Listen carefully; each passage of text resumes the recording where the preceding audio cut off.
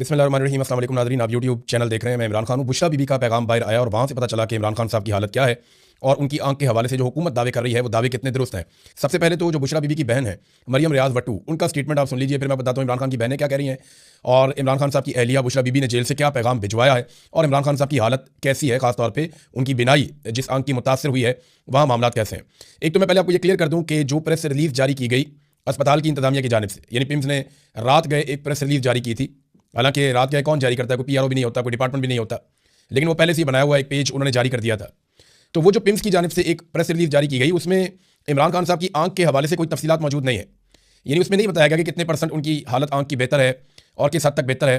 तो ऐसी कोई रिपोर्ट हमारे सामने नहीं है जिसमें हुकूमत ये दावा कर रही हो या डॉक्टर्स ये दावा कर रहे हो कि इमरान खान साहब की आंख ठीक हो रही है या पहले से बेहतर है या बेहतरी की तरफ जा रही है। अब मरियम रियाज भट्टू साहब का जो स्टेटमेंट है वो कहती है मेरी भाभी और बुशरा बीबी की बेटी के खानदान ने बुशरा बीबी से मुलाकात की और चूंकि खान साहब को कल रात ही दूसरी इंजेक्शन लगाई गई है, इसलिए अभी ये कहना कबल वक्त है कि इसका कोई असर हुआ है या नहीं। इनकी आंख अभी भी सूजी हुई है और इनकी हालत गुज़िश्ता हफ्ते से बदस्तूर वैसी ही है जैसी पहले थी।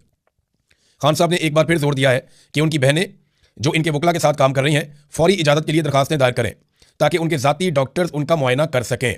ये जनाब मरियम रियाज भट्टू साहबा ने कहा। जो बुशरा बीबी की बहन है उस्मा खानम, जो इमरान खान की बहन है, उन्होंने एक ऐसा स्टेटमेंट दिया है जहाँ से शक व शुबहात मज़ीद बढ़ जाते हैं। उन्होंने कहा जी हमें यकीन नहीं है कि इमरान खान के जो ब्लड टेस्ट किए गए हैं ये इमरान खान के हैं या किसी और के हैं, कौन से टेस्ट किए हैं, किसके सामने किए हैं, टेस्ट का रिजल्ट इमरान खान का रिजल्ट है या किसी और का है। जब तक इन लोगों के सामने टेस्ट नहीं होंगे जिन पर हमें एतबार है तब तक हमें तसल्ली नहीं होगी।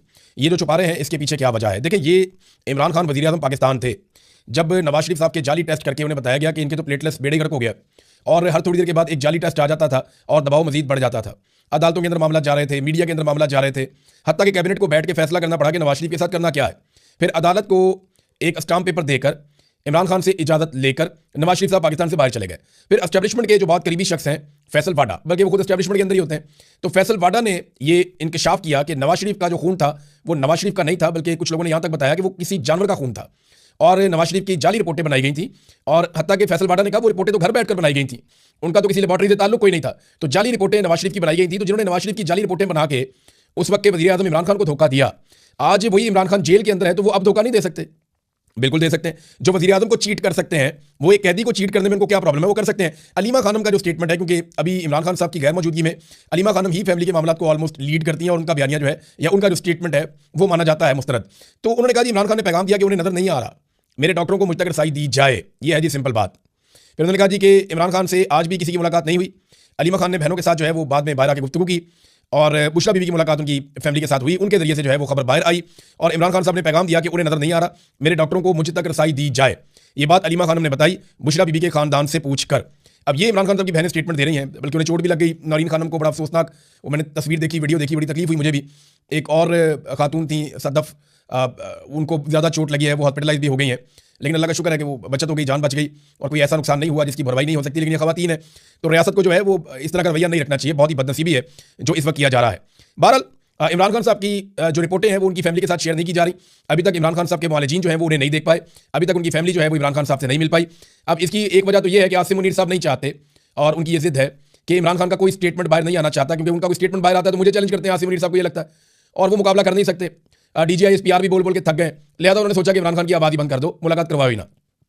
दूसरा, या तो ये जेल में कुछ ना कुछ ऐसा जरूर कर रहे हैं जो ये चाहते हैं कि बाहर किसी को पता ना चले, क्योंकि कुछ अर्सा पहले मोहसिन नकवी ने और बाकी लोगों ने दावा किया कि हम इनके खानदान के किसी और शख्स को मिलवा सकते थे, लेकिन खानदान के अंदर भी जो डॉक्टर हैं, एक वो बरकी साहब डॉक्टर हैं, एक इमरान खान की बहन डॉक्टर हैं, उन लोगों को मिलवाने से इनकार किया। यानी ये चाहते हैं कि डॉक्टर इमरान खान के करीब ना जाए, चाहे वो फैमिली का हो, चाहे वो फैमिली के बाहर हो, या इमरान खान साहब का जाती मालिज हो, सिर्फ सरकारी डॉक्टर्स जिनको चुना जाएगा वही डॉक्टर जाएंगे और जाकर इमरान खान साहब को देखेंगे। अब वहाँ सोर्सेज से खबरें बाहर आती रहती हैं, इससे पहले भी आती रही हैं, आइंदा भी आती रहेंगी, आपको पता चल जाएगा। दूसरी जानिब नाज़रीन, जो इमरान खान साहब की रिहाई के लिए इमरान खान रिहाई अमन फोर्स बनाने का ऐलान किया था सुहेल आफरीदी ने, उसके ऊपर बहुत रोला पड़ गया है। पार्टी का एक धड़ा जो है वो डट गया है कि हमें तैयारी करनी चाहिए, नौजवानों को इकट्ठा करना चाहिए, बड़े पैमाने पर एक ताकतवर फोर्स नौजवानों की तैयार करनी चाहिए और बगैर लड़े पुरअमन तरीके से एहतजाज करके और एक मुनज़्ज़म तरीके से इमरान खान साहब की रिहाई का रास्ता निकालना चाहिए। तो अब इसका नाम बदलने की बातचीत हो रही है, क्योंकि लफ्ज़ फोर्स जो है उस पर लोगों को एतराज़ आ गया कि जनाब ये फोर्स कैसे हो सकती है, तो फोर्स का लफ्ज़ इस्तेमाल ना किया जाए, तो इसका कोई और लफ्ज़ इस्तेमाल किया जाए। अब इस पर बहस हो रही है, कुछ लोग डट गए हैं, कुछ लोग जो है वो नया स्टेटमेंट दे रहे हैं, लेकिन इस पर जुनैद अकबर साहब ने एक बात की है।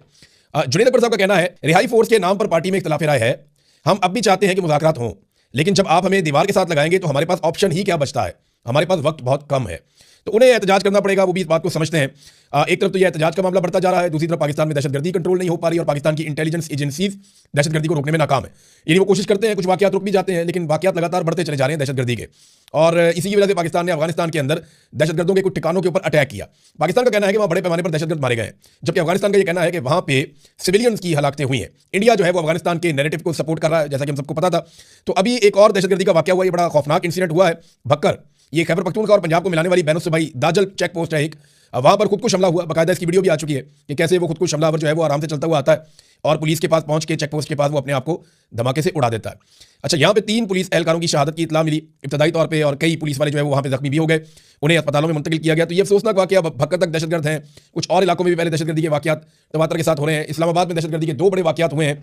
ये बड़ी अफसोसनाक सूरत है पाकिस्तान में, और पाकिस्तान के सिक्योरिटी इदारों और एजेंसियों के लिए बड़ा चैलेंज है। अब एक चीज़ मैं आपके सामने और रखना चाहता हूँ नाज़रीन, के पाकिस्तान जो है वो दहशतगर्दी के तमाम वाकयात का इल्ज़ाम फितनतुल हिंदुस्तान के ऊपर लगाता है कि ये फितनतुल हिंदुस्तान है, फितनतुल खवारिज, फितनतुल हिंदुस्तान। तो मामला ये है कि अफगानिस्तान के ऊपर तो हम अटैक करते हैं और अफगानिस्तान के साथ तो हमने तिजारत बंद कर दी है, वो इसलिए कि ये फितनतुल हिंदुस्तान के जो दहशतगर्द वहां से आते हैं, लेकिन फितना तो हिंदुस्तान का है पाकिस्तान के बकौल। तो पाकिस्तान ने अफगानिस्तान के साथ तो तिजारत बंद कर गया, लेकिन जहां से ये दहशतगर्द सपोर्ट जहां से मिलती है, जहां से पैसा मिलता है, जहां से वो ट्रेंड होते हैं बकौल पाकिस्तानी इंटेलिजेंस एजेंसियों की रिपोर्टों और पाकिस्तानी रियासत और हुकूमती इदारों के और हुकूमत के बयानिए के मुताबिक, तो उनके साथ तिजारत पाकिस्तान ने बंद नहीं की। यानी अफगानिस्तान के साथ हमने तिजारत इस लेवल तक बंद कर दी है कि इस वक्त सूरत हाल ये है कि गुज़िश्ता साल की निस्बत जो तिजारत हमारी पिछले साल $560 मिलियन थी, वो अब $228 मिलियन रह गई है, यानी आधी से भी कम हो गई है। तो अफगानिस्तान के साथ हमने तिजारत अब तो मुकम्मल ही बंद की हुई है, जबकि हिंदुस्तान के साथ हमारी तिजारत अभी भी जारी है। और जो हिंदुस्तान के साथ हम तिजारत करते हैं, इसमें पाकिस्तान से ज़्यादा हिंदुस्तान को फ़ायदा होता है।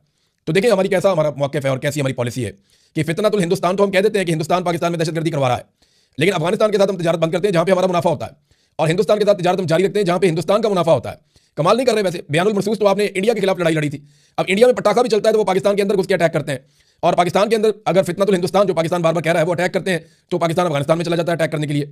तो जिसने हमला किया या करवाया या जो इसके पीछे है या जो मास्टरमाइंड है, उसके पीछे पाकिस्तान नहीं जा रहा। ये भी एक पॉलिसी है जिसके ऊपर थोड़ा गौर करना पड़ेगा, क्योंकि लगातार पाकिस्तान में दहशतगर्दी हो रही है, वाकयात बढ़ते जा रहे हैं। ये देखें ना आप, तलाल चौधरी का स्टेटमेंट, ये बहुत ही अजीब स्टेटमेंट है। तलाल चौधरी दाखिला का वज़ीर मुमलिकत है। तलाल चौधरी का कहना है कि हम ये जंग दुनिया को दहशतगर्दी से बचाने के लिए लड़ रहे हैं। और भाई दुनिया अपने आप को खुद ही बचा लेगी, दुनिया बहुत सियाणी है। मुझे बताएं कब हुआ यहाँ पे यूएई के अंदर दहशतगर्द हमला, अबू धाबी के अंदर, सऊदी अरब के अंदर, मुझे बताएं ना कब वहाँ दहशतगर्दी होती है, ओमान में कब दहशतगर्दी होती है, बताएं ना भाई। दुनिया अपने आप को दहशतगर्दी से खुद ही बचा लेगी। ईरान ने अपने आप को बचाना होगा, खुद बचाएगा। चाइना ने अपने आप को दहशतगर्दी से बचाना होगा, खुद बचाएगा, वहाँ पे नहीं होती दहशतगर्दी। इंडिया ने अपने आप को बचाना होगा, खुद बचाएगा। सेंट्रल एशिया ने, यूरोप ने, अमेरिका ने, सबने अपने आप को दहशतगर्दी से बचाना होगा, तो सारे अपने आप को खुद बताएंगे। आप पाकिस्तान को बचाएं जिसके लिए आपको पैसा मिलता है, जिसके लिए पाकिस्तानी ही अपने खून पसीने की कमाई से, आपको टैक्स के पैसों से आपका पेट भरते हैं, आपको हर तरह की सहूलत लेकर देते हैं। पाकिस्तान को बचाएं। हम ये जंग दुनिया को दहशतगर्दी से बचाना है, दुनिया अपने आप को खुद बचा लेगी। आप दुनिया के मामले लगते हैं, आप अपने आप को बचाएं, अपनी जान बचाएं, अपने लोगों को बचाएं, अपने लिए पॉलिसी बनाएं। लोगों की जंग लड़ते लड़ते पाकिस्तान यहां तक पहुंच गया है। दुनिया की जंग नहीं लड़नी हमने पाकिस्तानियों को बचाना है और पाकिस्तान की जंग लड़नी है। आप पाकिस्तान को महफूज बनाएं, दुनिया अपने आप को खुद महफूज बना लेगी। कोई यहां पे सरमायाकारी करने के लिए तैयार नहीं है। वजह क्या है? लड़ाई लगी हुई है, दहशतगर्दी चल रही है, खत्म ही नहीं हो रही, रूल ऑफ लॉ ही नहीं है, यहाँ पे इंसानी हकूक ही नहीं है, आज़ादी धारे राय ही नहीं है, अदालतें काम ही नहीं कर पा रही हैं, और फिर लगातार दहशतगर्दी और क्लाइमेट चेंज, ये वो चीज़ें जिनकी वजह से पाकिस्तान में लोग पैसा लेकर नहीं आते। हर दूसरे साल तो यहाँ पे सैलाब आ जाता है क्लाइमेट चेंज की वजह से, और इसके ऊपर किसी ने तवज्जो ही नहीं दी। तो जहाँ पे हर दूसरे साल सैलाब आ जाता है, इतना बड़ा डिजास्टर आता है, तो वहाँ पे कौन कारोबार करेगा? अब नाज़रीन, आसिफ अली जरदारी साहब के साथ एक पंगा हो गया। उन्होंने जो इमरान खान साहब पे तनकीद की वो उनको महंगी पड़ गई, बल्कि उनको उल्टी पड़ गई। ये तनकीद की वजह क्या है? मैं आपके सामने चंद बड़ी इंटरेस्टिंग चीज़ें रखता हूँ, लोग फैक्ट्स भूल जाते हैं। जरदारी साहब इमरान खान साहब पे इसलिए गुज़िश्ता चंद दिनों से गर्म हो गए क्योंकि फ्रस्ट्रेशन बढ़ रही है। हुआ ये कि जब इमरान खान साहब की हुकूमत बन रही थी ना 2024 के इलेक्शन के बाद, और जब बड़ा 10 सीटें पाकिस्तान तहरीक इंसाफ जीत रही थी, जब ये 180 के करीब पहुंच गए थे, तो उस वक्त ना फटाफट चीफ इलेक्शन कमिश्नर को बुलवाया गया और फिर सबको रब्ता करके कहा गया कि भाई अगर आप इंसान के बच्चे बन जाते हैं तो आपको हम हुकूमत बना देते हैं, मिलकर आपको हुकूमत बनानी पड़ेगी, आप में से किसी की भी अक्सरियत नहीं आ रही, अब हमें फॉर्म 47 जाली जारी करने पड़ेंगे। जब ये होता है तो ये हम ही भर देते हैं। तो जो फार्मूला सामने आता है, जो यूसुफ रज़ा गिलानी और एक दो और लोग बता भी चुके हैं कि फार्मूला ये था कि 2.5 साल तक शहबाज शरीफ को वज़ीर-ए-आज़म रखा जाएगा और 2.5 साल तक बिलावल को वज़ीर-ए-आज़म रखा जाएगा। और जरदारी साहब ने बार बार ये कहना शुरू कर दिया, मेरी ख्वाहिश है कि मैं अपनी जिंदगी में बिलावल को वज़ीर-ए-आज़म बनता हुआ देखूं।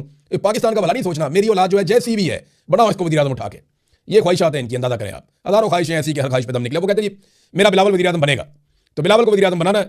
तो अब ऐसा दिखाई दे रहा है कि ट्रंप जो है वो शहबाज शरीफ को पसंद करना शुरू हो गया कि यार इतनी ज़बरदस्त पॉलिश, कमाल किस्म की, तो शहबाज शरीफ नंबर ज़्यादा ले गए। फिर फील्ड मार्शल जो है वो इस्तिस्ना भी ले लिया उन्होंने, एक्सटेंशन भी ले ली उन्होंने, हर चीज़ अपने कंट्रोल में कर ली उन्होंने, और फील्ड मार्शल ने अमेरिका को भी अपने हाथ में काफ़ी हद तक कर लिया। और PMLN को सादा अक्सरियत भी दिला दी। अगर पीपल्स पार्टी अपने घर जाना भी चाहती है तो चली जाए, PMLN की हुकूमत तो अब नहीं गिरती। तो ये सारी चीज़ें जब हो गई तो जरदारी साहब बड़े बदमजा हुए, क्योंकि 2.5 साल पूरे होने वाले हैं, 2 साल हो गए, तो ये अभी 6 महीने के बाद 2.5 साल हो जाएंगे। तो बिलावल को वज़ीर-ए-आज़म बनाने की तरफ कोई बातचीत जाती हुई दिखाई नहीं दे रही है। एक तो ये, दूसरा इमरान खान साहब के बाहर आने के उनके खदशात बढ़ रहे हैं। उन्हें ये पता है कि अगर इमरान खान साहब बाहर आ गए तो अगला इलेक्शन इमरान खान का है, फिर भी बिलावल की बारी नहीं आएगी। तो ये एक और प्रॉब्लम है कि अगर इमरान खान बाहर आ जाते हैं तो वैसे ही। और एक जेलसी का फैक्टर भी है। जरदारी साहब को जेलसी ये है कि जेलें तो मैं काटता था, मैं मशहूर हुआ था पाकिस्तान में बिला वजह कि मैं बड़ा जेलें काटने वाला बड़ा सख्त आदमी हूँ। ये आदमी तो मेरे से बहुत आगे निकल गया और सारे नंबर तो इसको मिल गए बहादुरी के। तो मैं किधर खड़ा हूँ आज? जरदारी साहब के लिए तो बड़े बड़े नारे लगते थे कि बड़ा जेल काटने वाला, लेकिन हुआ ये कि जरदारी साहब ने जो किया उसके बाद PTI ने जो पोल खोले, जो सहाफियों ने पोल खोले और बताया जनाब के जरदारी साहब ये टोटल आपकी जेल की औकात थी और इमरान खान के बारे में तो आप बात ही ना करें। आप तो 1 महीना वैसी जेल नहीं काट सकते जैसी जेल इमरान खान ने और उसकी पूरी फैमिली ने बर्दाश्त की है और उसके लोगों ने बर्दाश्त की है। तो ये जरदारी साहब को उल्टी पड़ गई। और एक और चीज़ भी है कि एस्टेब्लिशमेंट भी अक्सर शिकवा करती रहती है कि यार इमरान खान से और इनके बयानी से सिर्फ हम नहीं लड़ना है, भाई आप लोग भी तो स्टेटमेंट दें। कभी वो PMLN को आगे करते हैं, कभी वो फजल रहमान को आगे करते हैं, कभी वो MQM को आगे करते हैं, कभी वो ANP को आगे करते हैं, तो कभी पीपल्स पार्टी की भी बारी आती है ना तो इनको भी वो आगे कर देते हैं। ये है नादरीन मामला जरदारी साहब का गुस्से में आने के पीछे। खबरें और भी हैं लेकिन फिर आपके साथ शेयर करूंगा। बोर्ड ऑफ पीस के हवाले से डेवलपमेंट्स हो रही हैं और फौज भेजे जाने के हवाले से डेवलपमेंट्स हो रही हैं। ईरान के ऊपर एक हमले का पूरा माहौल बन चुका है, हत्ता कि इसराइल के अंदर भी अमरीकी तैयारे पहुंच गए हैं। पूरे रीजन में हर तरफ से अमेरिका ने अपने हथियार, अपने फौजी, अपने तैयारे, अपने बहरी जहाज वो फैला दिए और हर तरफ से उन्होंने सपोर्ट हासिल करने की कोशिश की है। और इस मरतबा एक और जो इंटरेस्टिंग चीज़ हुई वो ये कि सऊदी अरब ने अमेरिका को किसी किस्म की सपोर्ट ना देने का कहा, हत्ता कि ओमान भी सपोर्ट नहीं दे रहा, कतर भी इसमें गालिबन सपोर्ट नहीं देगा और कई ममालिक हैं। बरतानिया ने भी कह दिया कि अमेरिका को वो अपने अड्डे नहीं देंगे। यहाँ पे ईरान पे इस मरतबा अगर अटैक होता है तो इस बारे में यूरोपीय यूनियन भी इस मरतबा अमेरिका की बात उस तरीके से नहीं मान रहा। तो डोनाल्ड ट्रंप क्या अपने अहदाफ हासिल कर सकते हैं? सबसे बड़ा हदफ यह है कि ईरान में रजीम चेंज ऑपरेशन हो जाए, यानी वहाँ पर एक ऐसी हुकूमत आ जाए जो अमेरिका के मुताबिक चले और इसराइल के लिए खतरात हमेशा के लिए खत्म हो जाए। अब तक इतने, अपना ख्याल रखिएगा, अपने चैनल का भी लाभ है।